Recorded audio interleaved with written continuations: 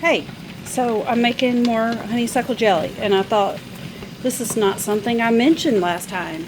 And while I'm doing this, I figured I would mention it. So you see how high it gets. It does come all the way up. And remember, this is literally 8 cups of water and 4 cups of sugar, 4 cups of tea, of honeysuckle tea. So 8 cups total of stuff. And that's how high it boils, okay? I've determined it should be 4 minutes of boiling instead of 1. So the package directions say 1 minute of boiling when you add your sugar. But because this is a flour, so I've never really wrote it down or documented it. It should be 4 minutes. It should be 4 minutes. 4 minutes will do it and make it thick enough so it's not a really thin jelly. So the reason I'm making this video is to tell you, do not scrape the sides of your pot to get more jelly, okay, to put in the last jar or whatever.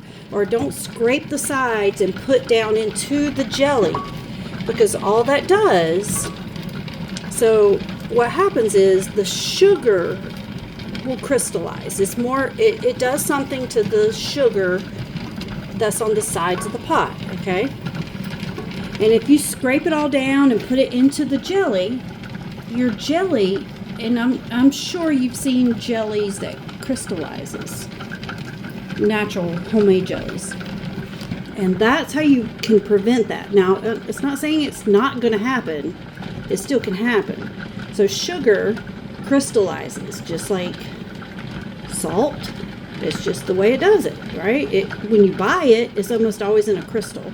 So when you make something like jelly and you get all the stuff on the sides and you're tempted, which I've done this, so I know, you're tempted to scrape it all down and push it down into the product, into the jelly, and like use it.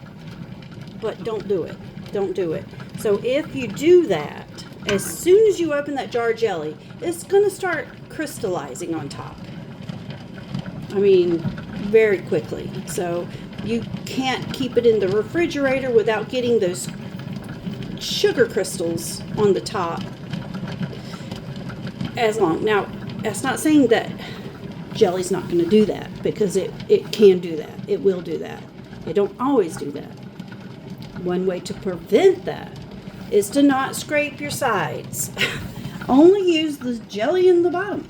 Just don't scrape your sides and push it down in there thinking, oh, it'll all remelt and whatever. No, it will cause crystals in your jelly.